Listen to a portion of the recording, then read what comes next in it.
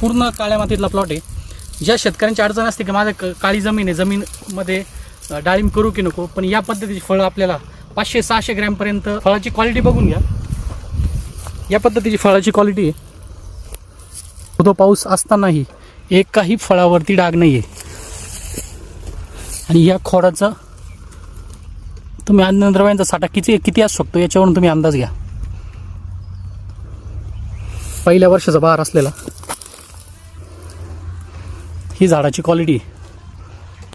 काळ्या मातीमध्ये डाळिंब शेती फुलत नाही किंवा तिथं जास्त मर रोग येतो किंवा क्वालिटीचे फळं निघते नाही, हे आपलं प्रत्येक शेतकऱ्याचे म्हणणं असतं की माझी काळी माती डाळिंब लागवड करू का नको.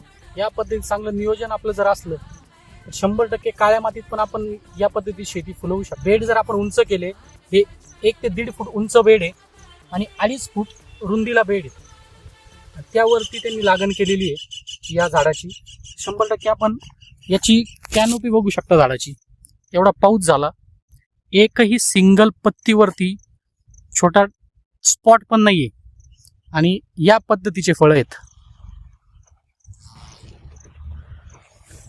हे फळं बघू शकता आपण. याच्यापेक्षा आपल्याला काय क्वालिटी पाहिजे.